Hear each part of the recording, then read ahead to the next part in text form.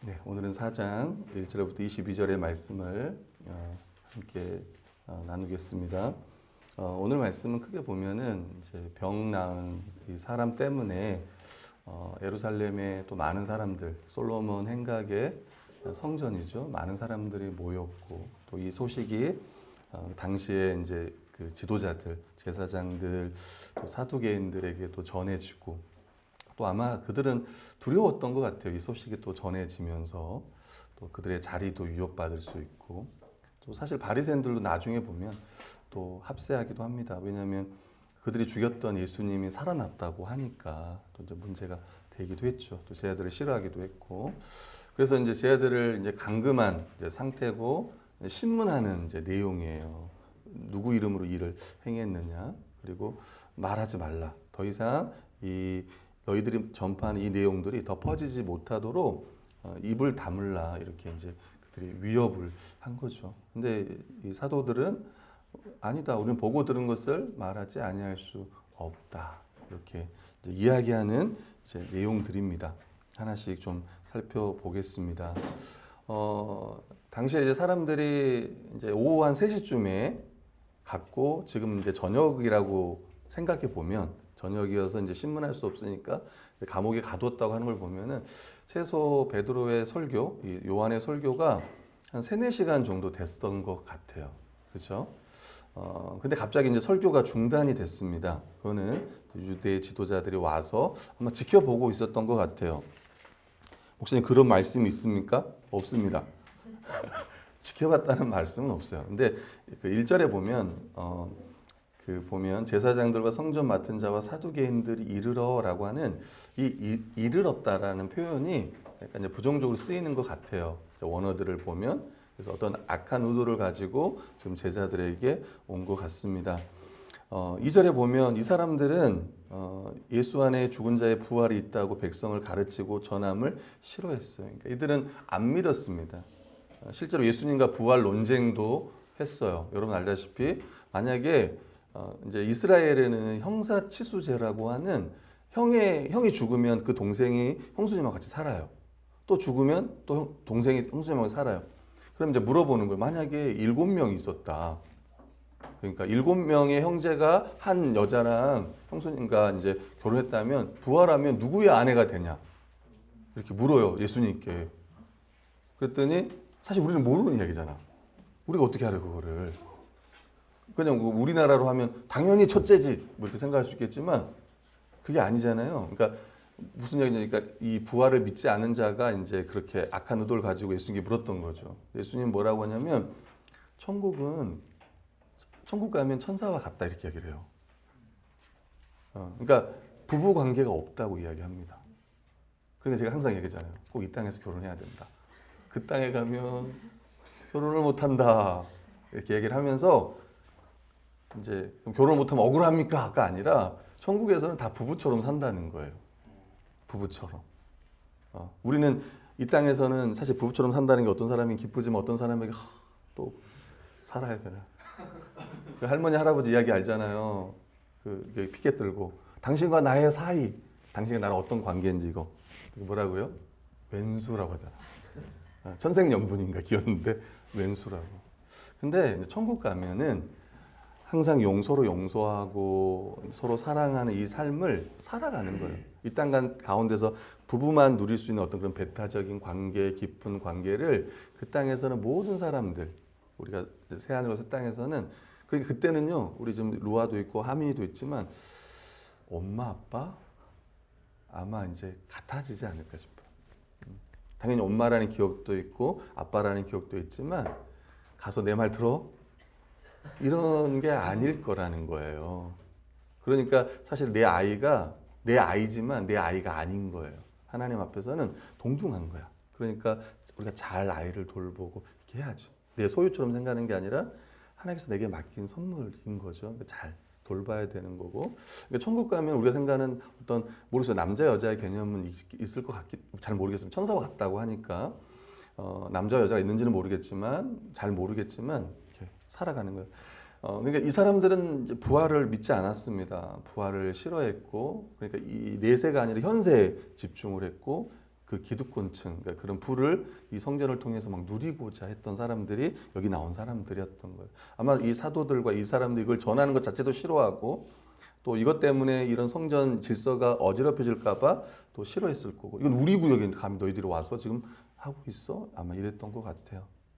근데 오늘 말씀에 보면은 이제 4절에 보면 일단 가두었습니다. 가두었고 이튿날까지 가두었고요. 4절 같이 읽어볼게요. 시작. 말씀을 들은 사람 중에 믿는 자가 많은 남자의 수가 약 5천이나 되었더라. 예.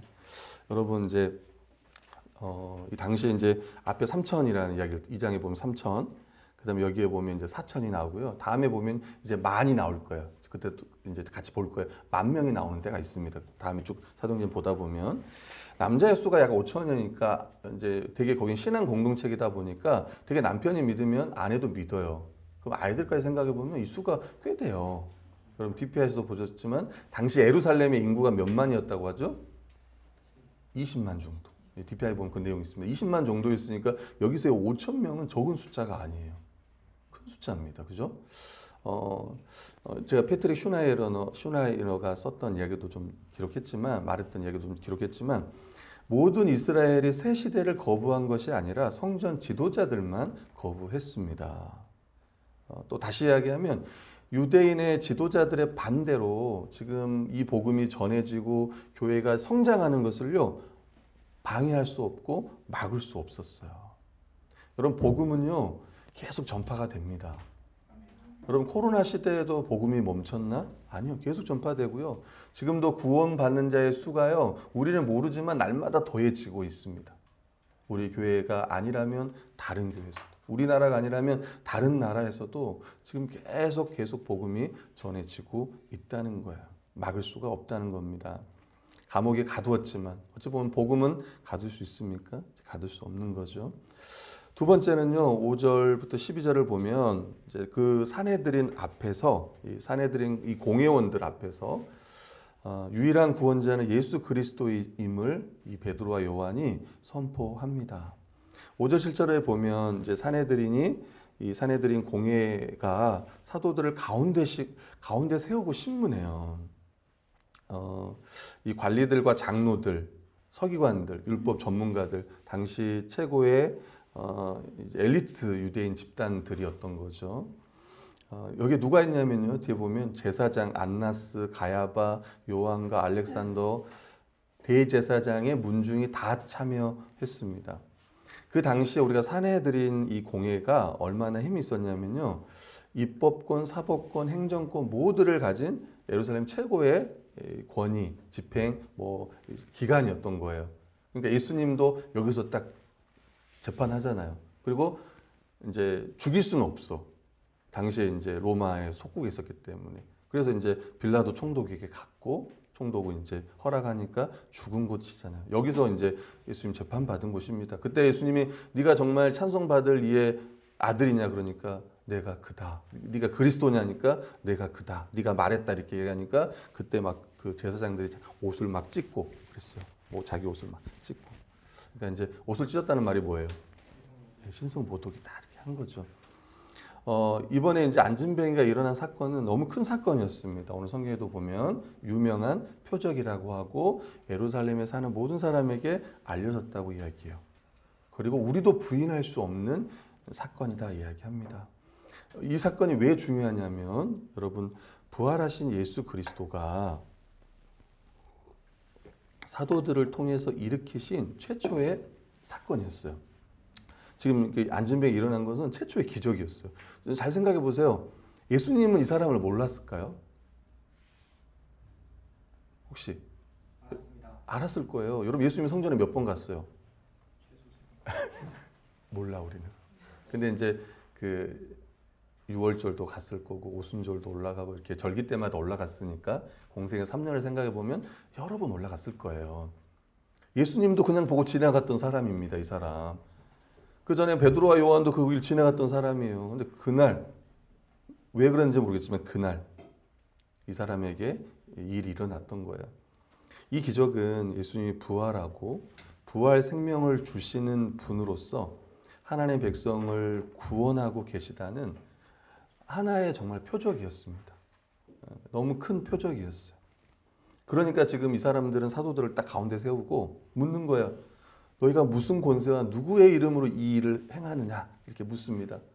예수님께서 성전에서 여러분 예수님이 성전에 그 돌아가시기 전에 성전 들어가가지고 그 비둘기 파는 그 밥상에 상가 이걸 다 엎었을 때 그때 이들이 똑같이 물어요. 네가 무슨 권세와 누구의 이름으로 일을 하느냐 물어요. 똑같이 제자들에게도 지금 묻고 있는 거예요. 그리고 8절부터 12절은 성령이 충만하여 백성과 이 백성의 관리자들과 장로들에게 베드로와 요한이 이야기합니다. 같이 한번 읽어보면요. 계속 반복되는 이야기지만 우리 10절 같이 읽어보겠습니다. 시작.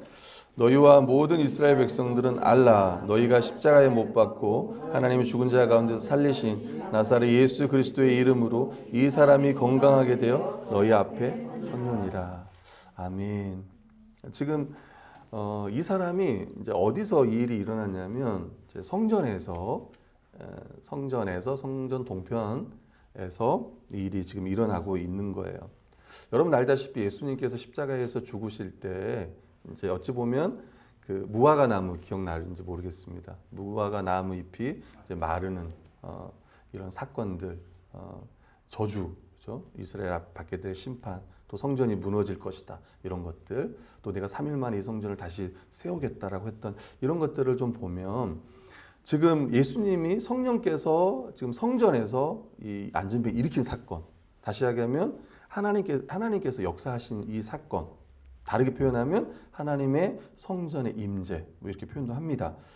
어떻게 그게 가능했냐고 하면 성령의 능력과 예수 그리스도의 이름을 통해 이 땅에 임했고 지금 이 사람이 이 안진뱅이가 일어나 걸은 거예요. 건강하게 되어 지금 사람들 앞에 서 있는 거예요. 그리고 또 11절에 보면은 이렇게 얘기합니다. 이 예수는 너희 건축자들의 버린 돌로서 집 모퉁이의 머릿돌이 되었다 이렇게 얘기해요. 좀 더 풀어보면 이런 거예요. 이 예수는 너희 건축자들의 경멸하면서 버린, 원래 건축가들이 쓸데없는 돌이면 그냥 이거 안 맞겠다 싶으면 버리잖아요 이렇게. 근데 그냥 버린 게 아니라 아주 경멸하면서 이 돌을 버렸습니다. 그러니까 예수님을 어떻게 죽였는지 생각해 보면 우리가 알 수 있는 거예요. 근데 하나님은 이 돌로 집 모퉁이의 머릿돌이 되게 하셨다는 거예요. 이건 시편의 말씀을 인용한 겁니다. 시편 118편 22절 같이 읽어볼게요. 시작. 건축자가 버린 돌이 집 모퉁이의 머릿돌이 되었나니. 여기서 좀 다른 건 뭐냐면 여기 본문에 보면 너희 건축자들, 이제 너희라는 걸 추가했죠, 그죠? 건축자들이 버린 돌이라고 했지만 너희 건축자들이 버린 돌. 그래서 바로 이스라엘 백성을 이야기하는 거야. 너희가 예수 그리스도를 십자가에 못 박아 죽이지 않았느냐 이렇게 이야기. 근데 하나님께서 그 돌을 성전 되게 하신 거죠. 집 모퉁이의 머릿돌. 여기서 말하는 이제 여러분 알까 이 머릿돌이 중요하잖아요. 모퉁이 돌이라고도 우리가 이야기를 하고 이 돌의 이미지는 마태복음 16장 18절에 보면 너는 베드로라 내가 이 반석 위에 내 교회를 세우리니 음부의 권세가 이기지 못하라. 너는 베드로라. 내가 원래 베드로라는 말이 페트로스 돌이라는 말이에요. 돌. 이 반석 위에 내 교회를 세우리는데 여기서 말하는 이제 이 반석 위에가 바로 예수 그리스도 위에 또 예수 그리스도에 대한 신앙 고백 위에 주는 그리스도시요 살아계신 하나님의 아들입니다라고 하는 이 고백 위에 그리스도 위에 교회가 세워졌습니다. 음부의 권세가 이기지 못한다고 합니다. 에베소 2장 19절 22절 보면요. 20절에 보면 너희는 사도들과 선지자들의 터 위에 그들의 가르침 위에 세움을 입은 자라. 그리스도 예수께서 친히 모퉁이돌 머릿돌이 되셨느니라. 그 안에서 건물마다 서로 연결해 주 안에서 성전이 되어가고 너희도 성령 안에서 하나님 거실 처소가 되기 위하여 그리스도 예수 안에서 함께 지어져 가느니라. DBS에서 여기서의 집은 하나님의 백성 즉 교회를 가리킵니다. 가리킨다고 말합니다. 모퉁이의 머릿돌은 건축에서 가장 중요한 기초석입니다. 또 기준석이기도 하고요. 그래서 모퉁이에 머릿돌이 없으면 건물이 제대로 지어질 수 없습니다. 제가 질문하겠습니다. 그러면 건물을 지을 때 가장 먼저 놓는 돌이 뭐겠어요? 모퉁이 돌입니다. 가장 먼저 놓는 돌이. 그래서 기초석이다, 기준석이다 그러는 거예요. 그래서 그럼 교회의 가장 기초가 되시는 분이 누구냐? 예수 그리스도예요. 교회의 머리가 되신 분이 누구냐? 예수 그리스도예요. 교회는 어디 위에 세워지냐? 십자가 부활 예수 그리스도의 복음 위에 교회는 세워져요. 그래서 그리스도가 없으면요 교회는 없는 거예요. 오늘 성경 말합니다. 12절 같이 읽어볼게요. 시작. 다른 이로서는 구원을 받을 수 없나니 저나 사람 중에 구원을 받을 만한 다른 이름을 우리에게 주신 일이 없음이라 하였더라. 아멘. 여러분 다른 방법이 있습니까? 여러분 오늘날 다원주의가 그렇다고 하잖아요. 우리가 산의 정상을 오를 때 예를 들어요. 산의 정상에 오르는 것을 예로 듭니다. 이리 오르든 저리 오르든 정상에 오르면 되는 거 아니냐. 종교는 다 같다 이렇게 얘기하는 거예요. 그래서 가끔 이제 천주교인들 만나면 우리가 큰 집이고 너희는 작은 집이다 그렇게 이야기해요. 그냥 우리 카톨릭에서 개신교, 프로테스탄트 했잖아요. 이제 나왔잖아요 우리가. 근데 이제 이게 천주교가 타락해서 카톨릭이 타락해서 이제 나온 건데 그러니까 이제 어찌 보면 가장 적그리스도를 카톨릭이라고도 이야기를 합니다. 그럼 진짜 카톨릭의 구원이 없냐? 카톨릭 된 사람은 다 구원을 못 받냐? 그건 제가 여기서 할 수 있는 말은 아니지만 카톨릭에 다니는 사람들 중에도 구원 받은 사람이 있을 거긴 합니다. 있긴 할 거예요. 그럼에도 불구하고 오직 예수 그리스도 그러니까 왜 카톨릭 그러냐면 그 사람들은 예수 그리스도만을 의지 안 해요. 그리스도뿐만 아니라 자기 행위도 의지해. 내가 이렇게 했으니까. 그러니까 카톨릭에 다니는 사람들은 죽어봐야 알지라고 이야기해요. 당신 영생 얻었습니까? 죽어봐야 알지 이렇게 이야기해요. 뭐 그다음에 연옥설도 있고 막 하잖아요. 근데 여러분 기억해야 될 게 뭐냐면 기독교는요 오직 예수 그리스도만이에요. 그러니까 영어로 하면 end 끝. end가 아니에요. 그리고 뭐가 아니에요. 근데 카톨릭은 그리고 뭐를 덧붙여. 근데 우리 그리스도인들 중에 그렇게 생각하는 사람이 있어요. 당신 정말 구원 받았습니까? 막 제가 그렇게 좀 못 살아서요. 제가 주님의 뜻대로 잘 못 살아서. 근데 그게 아니고 우리가 구원 받을 수 있는 이유는 전적인 하나님의 은혜예요. 아멘. 믿음으로 말미암아 은혜 구원 받은 거. 그럼 우리의 행위는 뭡니까? 그건 은혜에 감사해서 하는 거지. 우리가 구원받기 위해서 하는 행위가 아니라 구원 받아서 하는 행위라는 거예요. 구원은 시작이에요. 완성이 아니라 시작. 예수 그리스도로 말미암아 우리의 구원은 시작이 되었고 또 완성이 될 거예요. 다른 이로서는 구원을 받을 수 없다. 여러분 이제 우리는 이렇게 말할 수 있어야 돼요. 누가 이렇게도 구원받고 저렇게도 구원받지 않습니까? 할 때 아닙니다. 하나님께서 세우신 분, 우리의 구원을 위해 세우신 분은 오직 예수 그리스도이십니다. 예수 그리스도가 유일한 구원자이십니다. 하나님께 이르는 유일한 길, 진리, 생명은요 오직 예수 그리스도이십니다라고 고백하는 것이 우리의 고백인 거예요. 또 우리의 믿음입니다. 아멘. 13절부터 22절을 보면요, 이 산헤드린 이 공회원들 앞에서 이 베드로와 요한이 담대한 것을 이야기를 하는 걸 보고 담대하게 말함을 듣고 그걸 놀라워합니다. 그리고 다시 그들을 위협하며 놓아주는 이야기가 13절부터 22절 이야기예요. 한번 읽어보면요, 같이 읽어보면 13절 읽겠습니다. 시작. 그들이 베드로와 요한이 담대하게 말함을 보고 그들을 본래 학문 없는 범인으로 알았다가 이상히 여기며 또 전에 예수와 함께 있던 줄도 알고. 여러분 이제 여기서 담대하다, 담대하게 말했다. 이 표현은 사도행전에서 이제 담대하다. 여러분 파레시아라는 이 단어인데 사도행전에서 이 담대함은 특히 이제 대적하는 사람들 앞에서 이 대적자 앞에서요 두려워하지 않고 그리고 솔직하게 이야기하고 그 다음에 그냥 이야기하는 게 아니라 기쁨에 찬 확신을 가지고 말하는 거예요. 여러분 기억나죠? 우리 2장에서 한번 기억날 거예요. 그 성도의 교제를 이야기할 때 기억날지 모르겠습니다. 제가 이제 우리 청년들 중에도 그런 이제 설교 나누면서 그런 이야기를 했지만 우리가 성도들과 함께 밥을 먹을 수 있어요. 그때 여러분 어때요? 기쁘냐 이렇게 물었잖아. 오늘 이제 이번 주에 이제 지난주에 한수랑 우리 한수 광희가 이제 집밥을 해줘가지고 처음 집밥을 먹었다. 이제 그랬다고 하더라고요. 자기는 너무 좋았다고 그 이야기를 한 것을 제가 보았습니다. 여러분 우리 한수도 기뻤겠죠, 물론. 이제 우리 광희는 어땠을까? 네. 저도 어제 한수랑 이제 고기를 먹었습니다. 네. 그때 내 마음은 어땠을까? 한수는 당연히 기뻤겠지만 제 마음은 어땠을까? 이제 미안했어요. 저는 기쁘다보다는 미안했어요. 더 잘 챙겨줬어야 되는데 그 미안함이 기쁜 마음보다 더 컸고 미안한 마음이 있었고 우리가 복음을 전할 때 마찬가지예요. 복음을 전할 때 이게 마지못해서 엄마 꼭 믿어야 돼. 이제 간절하면 맞아요. 근데 예수 이름밖에 없습니다. 이제 막 기뻐하면서 막 인상 쓰면서 엄마 예수 믿으면 지옥 가요. 막 그게 아니라 정말 기뻐하면서 하나님께서 예수 그리스도를 구원자로 세우셨다는 거. 우리를 위해서 십자가에 죽으신 것도 마찬가지고 또 우리에겐 부활 생명이 있다는 거. 이걸 정말 기쁜 마음으로 이 담대함이라는 그렇다는 거예요. 사실 그들 앞에 생각해 보세요. 그들 앞에서 지금 그 종교 지도자들 앞에서 또 여러분 알다시피 바울은 그 로마 황제 앞에서 복음을 전하잖아요. 담대하게. 그때 담대하게 전할 때 기억해야 돼요. 기쁨의 확신을 가지고 그들은 전했다는 거예요. 우리도 마찬가지예요.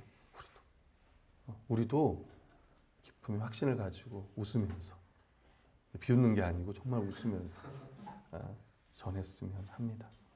근데 이 사람들이 보니까 학문 없는 범인으로 알았대요. 근데 여기서 무슨 말이냐면 이 어부들, 무식한 자들 그런 이야기가 아니라 특히 이 사람들은 지금 이 옆에 있는 사람들, 이 신문하는 사람들은 서기관들, 율법 해석학자들, 율법 전하는 사람들이잖아요. 제사를 지내고 이런 사람들 앞에서 막 이렇게 막 구약을 가져오고 막 이야기한단 말이에요. 지금. 그러니까 사람들은 이 사람은 서기관의 교육도 받지, 랍비의 교육도 받지 못한 사람들인데 어떻게 이렇게 이야기하지? 쉽게 말하면 공식적으로 이들은 서기관으로서는 자격이 없는 사람인데 어떻게 이들이 이렇게 이야기를 하지? 이렇게 본다는 거예요. 또 이들이 예수님과 함께한 것도 알았고 또 병난 사람이 그 옆에 있으니까 비난할 말도 없고 실체가 물증이 있으니까. 누가복음 21장 12, 15절 한번 볼게요. 우리 예수님 하셨던 말씀입니다. 시작. 이 모든 일 전에 내 이름으로 말미암아 너희에게 손을 대어 박해하며 회당과 옥에 넘겨주며 임금들과 집권자들 앞에서 끌려가거니와 이 일이 도리어 너희에게 증거가 되리라. 그러므로 너희는 별명할 것을 미리 궁리하지 않도록 명심하라. 내가 너희의 모든 대적이 능히 대항하거나 변박할 수 없는 구병과 지혜를 너희에게 주리라. 아멘. 우리도 이런 상황이 오면 두려울 것 같습니다. 근데 성경은 예수님은 변명할 것을 미리 궁리하지 않도록 명심하라. 모든 대적이 능히 대항하거나 변박할 수 없는 구병과 지혜를 너희에게 주시리라. 이렇게 얘기하는 거예요. 그러니까 주님께서 함께 하시겠다는 거예요. 그리고 입을 열어서 말하게 하겠다는 거예요. 기억나게 하겠다는 거예요. 비난할 말, 무슨 말이겠어요? 우리는 더 이상 할 말이 없다라고 이야기하는 거예요. 14절 그잖아요. 그 사람을 보고 비난할 말이 없다. 비난할 말이 없다. 16절에 우리도 부인할 수 없다. 이렇게. 하나님이 하신 일에 대해서는 어찌할 수 없는 거죠. 이들이 할 수 있는 건 이제 19절, 22절 보면 예수 이름으로 말하지도 말고 가르치지도 말라고 이제 경고하는 거예요. 18절에 보면. 근데 19절에 보면 또 이야기합니다. 하나님 앞에서 너희 말을 듣는 것이 하나님 말씀을 듣는 것보다 옳은가 판단하라. 그리고 20절 같이 한번 읽어볼게요. 시작. 우리는 보고 들은 것을 말하지 아니할 수 없다. 사도들의 증언 원칙은 단순하다. 보고 들은 것을 말하는 것이다. 우리도 마찬가지예요. 우리는 본 건 아니에요. 우리는 예수님을 보지 못했습니다. 오순절날 성령 강림하는 그 자리에 우리가 있지도 않았고요. 그렇지만 우리는 믿는 것을 또 들은 말씀을 우리는 믿고 그것을 이야기하는 거예요. 이 상황 앞에서 이들은 어찌할 줄 모르고 위협하면서 제자들을 놓아줄 수밖에 없어요. 이 이유는 뭐냐면 모든 사람이 그 자리에 함께 있었던 믿었던 사람들이 하나님께 영광을 돌리고 있었기 때문에 그래요. 그러니까 사실 이 지도자들은 지금 어찌 보면 여론을 생각하는 거예요. 지금 신경 쓰고 있는 거는 사실은 이 기적 앞에 하나님이 하신 일 앞에 도리어 이들도 회개하고 돌이켜야 되는데 거기에 관심이 있지 않았던 사람들입니다. 도리어 하나님께 영광을 돌린 이 사람들 때문에 감히 처벌할 수 없었던 그런 일이었던 거예요. 그러니까 이들조차도 어떤 이런 것들을 반박할 수 없었던 거예요. 그리고 마지막으로 이표적으로 병 나은 사람의 나이가 40세다 이렇게 이야기하고 있습니다. 아까 제가 말했잖아요. 예수님도 지나갔고 제자들도 수많게 지나가다가 이때 이 일을 행하셨어요. 이때 도대체 이 표적이 어떤 의미인가 했을 때 아까 말했던 것처럼 부활하신 이후에 제자들이 행한 첫 번째 표적이었다. 그리고 성령님이 임하시고 교회가 시작되던 초기에 우리 주님께서 교회를 위해 허락하신 가장 놀랍고 분명한 표적이었다.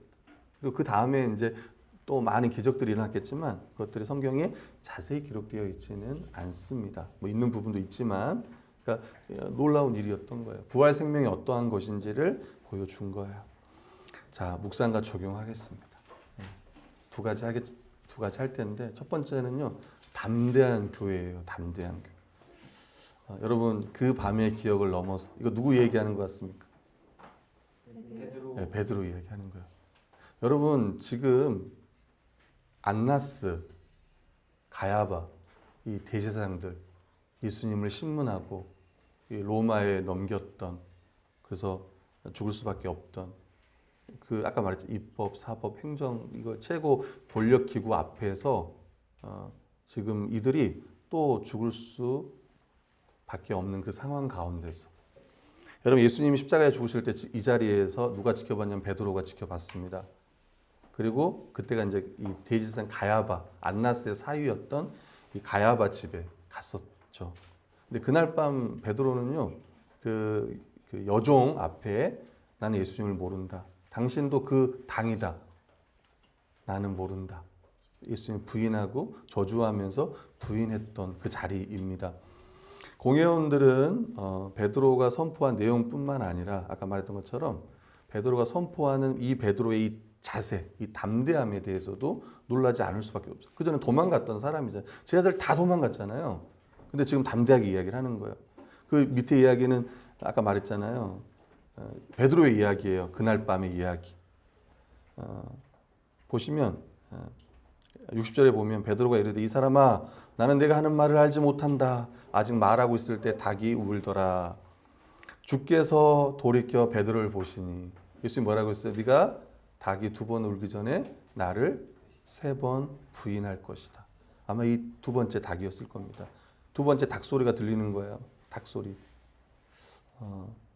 그때 주님께서 돌이켜 봤어요. 제가 그때도 설교할 때 기억하실지 모르겠지만 그때 예수님이 어떻게 보셨을 것 같아요? 어? 어떻게 보셨을 것 같아요? 여러분들은 어떻게 보실 것 같아요? 여러분 어떻게 옆 사람이 나한테 조금만 싫은 소리해도 어떻게 볼 거예요? 여러분 경멸. 네. 주께서 돌이켜 베드로를 보시니 베드로가 나가서 막 울었잖아요. 심히 통곡했다고 이제 이야기를 하는데 예수님께서 보셨을 때 예수님 이미 알았잖아요. 3번 부인할 것도 알고 또 그들을 위해서 계속 기도하셨고 그때 베드로를 보셨을 때는 아마 무섭게 보지는 않았을 것 같습니다. 정말 인자한 눈으로 다시 보셨을 거고 그리고 나중에 다시 또 베드로가 회복이 되고 지금 베드로는 그때의 베드로와 다르게 똑같은 사람들 앞에서 전혀 이렇게 주눅들지 않고 그것도 무서워하지 않고 또 그런 건 아니겠죠. 여러분은 좀 막 큰 소리 치면 우리 큰 소리 쳤는지 안 쳤는지 모르겠지만 가끔 어떤 분들은 막 전도할 때 보면 막 비인격적으로 하시는 분들 있잖아요. 예수님 믿어. 응? 너 그렇게 살면 지옥 간다? 그러면서 이렇게 막 너무 막 그 전철에 자고 있는 사람 발로 막 톡톡 치면서 청년 막 그러면서 불신조 예수 전당 불신 이렇게 하시는 분들도 있는데 그 열정은 너무 귀한 거지만 근데 정말 그의 태도와 그의 말투와 그의 억양과 같은 말인가요? 말투나 억양? 그의 눈빛과 그걸 보면은 정말 담대하면서도 이렇게 겸손하면서도 모르겠네요. 어떻게 했는지 모르겠지만 전했습니다. 이전과 다른 베드로예요. 그 밤의 기억을 넘어서 예수님의 부활을 목격하고 승천을 목격했던 이 베드로의 이 복음 선포는요, 담대했습니다. 그럼 그냥 거기서 끝났냐가 아니라 위협이 계속돼요. 계속. 앞으로 이제 계속 위협이 돼요. 심지어 이제 여러분 알다시피 8장 1절에 보면 예루살렘에 있는 사도들 외에 모든 믿는 자들이 쫓겨날 정도로 그런 상황으로 계속 펼쳐질 겁니다. 계속되는 위협이 있을 겁니다. 존 스토트가 말했던 것처럼 사두개인들은 사도들을 체포할 수 있었지만 복음은 체포할 수 없었다. 이렇게 얘기합니다. 다시는 예수님의 이름으로 가르치거나 말하지 말라고 했습니다. 그때 사도들은 그러나 사람보다 하나님의 말씀을 듣는 것이 옳고 보고 들은 것을 말하지 않을 수 없다고 그들은 외쳤습니다. 여러분 우리도 마찬가지예요. 설교 제목 보고 들은 것을 말하지 않을 수 없다. 그러면 부정 과거잖아요. 그 부정문이잖아요. 그 뭐예요? 아니할 수 없다. 말하지 않을 수 없다니까 말할 수밖에 없다. 강한 긍정을 이야기하고 있습니다. 사도들이 보고 들은 것은 우리가 잘 압니다. 예수님의 죽음과 부활과 승천, 그리고 성령 강림 사건. 그들이 그다음에 예수님의 가르침과 그 모든 것들을요, 사도들은 보았고 사도들은 들었어요. 저는 오늘 설교를 마치면서 우리도 보고 들은 게 있다라는 거야. 오늘날 이 보고 들은 게 얼마나 중요한지, 이 진리가 얼마나 중요한지 우리는 지금 더 나라를 보면서 생각하는 이 때인데요. 여러분 보고 들은 사람은 말할 수밖에 없습니다. 어떤 경우 숨기는 자들도 있겠지만 여러분 우리가 예수님의 죽음과 부활 그리고 승천을 우리 믿습니다. 그렇다면 우리는 말할 수 있다는 거예요. 아멘. 왜 40년 그 나이가 40살이라는 것을 성경에 한번 언급했을까? 제가 찾아봤지만 다른 주석가들은 크게 이야기하지 않았습니다. 근데 이 패트릭 슈나이라는 주석가가 이 광야 40년과 이걸 한번 좀 연결해서 좀 정리한 부분을 제가 여기다 옮겼습니다. 이스라엘 백성은 40년 동안 광야를 떠돌아다녔지만 그들의 땅에 들어가지 못했다. 그러니까 이 사람도 마찬가지잖아요. 성전 바깥에서 40년을 기다렸어요. 아니요, 이 사람은 기다렸다는 표현을 쓰지도 못했을 거예요. 죽을 때까지 그냥 소명 없이 거기 앉아 있었던 사람이에요. 그래도 40살이라고 하니까 40년을 기다렸습니다. 이제 그 종을 통해 부활의 생명과 안식이 찾아온 거예요. 이 종은 예수 그리스도잖아요. 예수 그리스도를 통해 또 사도들을 통해 이 사람에게 부활의 생명과 안식이 찾아왔어요. 마침내 이스라엘의 새 시대가 열렸습니다. 치유를 받으려면 사람들은 모세와 같은 그들의 종을 따라야 합니다. 다시 이야기하면 예수 그리스도. 그리고 우리가 이전에 살폈던 말씀처럼 그의 말을 들으라 라고 했던 바로 예수 그리스도에 대한 이야기예요. 그의 말을 들으라. 우리는 이미 그 복음을 들었어요. 사도들을 통해서 전했던 말씀이 우리 성경에 기록이 되어 있고 그게 이제 사도행전이고 사복음서고 또 서신서들입니다. 거기에 그들이 들었던 내용들이 다 거기에 기록이 되어 있어요. 우리는 그 말씀들을 계속 살피고 있고 또 연구하고 있고 또 설교로 듣고 있습니다. 그래서 이들의 고백처럼 우리는 보고 들은 것을 말하지 아니할 수 없다. 이게 우리의 고백이 되었습니다. 그리고 일상 가운데서 복음을 전할 때 담대하게 전할 때 우리 안에 그 부활의 그 기쁨, 그 부활의 그 생명 그것들을 더 누리면서 전할 수 있으면 좋겠다. 그리고 이미 그 교회가 우리가 속해 있는 이 그 말씀 교회가 이미 생명 얻은 생명 공동체라는 것을요 좀 다시 한번 기억했으면 해요. 그리고 그 생명으로 함께 잘 살아갔으면 좋겠다. 혹자는 그러더라고요. 여러분 베드로와 요한이 베드로가 딱 잡고 이렇게 세우니까 어떻게 됐습니까? 이 사람이 일어났죠. 그럼 어떻게 됐어요? 아니 그 전에 일어나고 뛰었어요. 제가 몰랐지만 그때 베드로도 같이 뛰었다는 말이 있어요. 네. 이상입니다. 어떤 이제 제가 존경하는 목사님 그 이야기 하시더라고요. 같이 뛰었다. 베드로는 물만 걸었을 뿐만 아니라 하늘에도 날은 건 아니겠지만 같이 뛰었던 분이시다. 우리 교회가 좀 그랬으면 좋겠어요. 우리 교회가 함께 손 잡고 일어나고 함께 뛰었으면 좋겠다. 그래서 우리가 토요일 날, 지난주 토요일 날 청년들과 함께 봄과 함께 뛰었다 말씀드리고 싶습니다. 네, 우리 같이 한번 찬양하고 우리 기도하겠습니다.